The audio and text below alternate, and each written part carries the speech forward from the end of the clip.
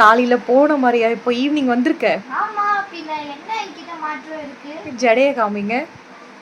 எங்கடா ஜடை? எடுங்க, கை எடுங்க. எங்க ரிப்பன்லாம் எங்க?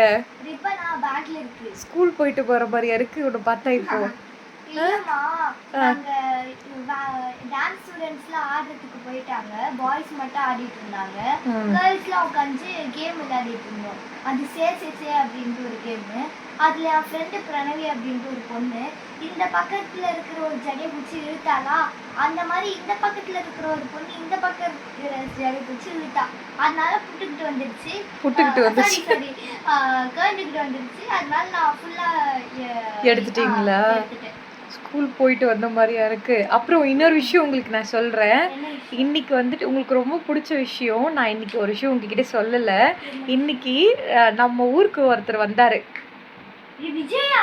ஆமாம் ஆமாம், விஜய் வந்தார் வேலூருக்கு. விஜய் சார் வந்தாங்க. பட் ஆனால் அம்மாவுக்கும் ஒர்க் இருந்தது, போக முடியாது. நீங்கள் சொன்னீங்கன்னா கண்டிப்பாக அப்செட் ஆவீங்க. ஸ்கூல் லீவ் போட்டு கூட போகலான்னு கூட சொல்லுவீங்க.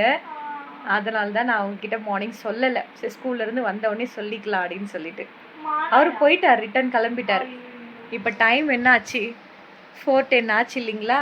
ஸோ அவர் ரிட்டன் கிளம்பிட்டார். ஆமாம், அதனால் நம்ம போக முடியல. நெக்ஸ்ட் டைம் நம்ம விஜய் சார் எங்கன்னா பார்த்தோன்னா நம்ம சொல்லலாம், சரி வாங்க நம்ம வீட்டுக்கு வந்து சாப்பிட்டு போங்கன்னு சொல்லலாம். சரியா? ஓகே, பாய் சொல்லிடுங்க.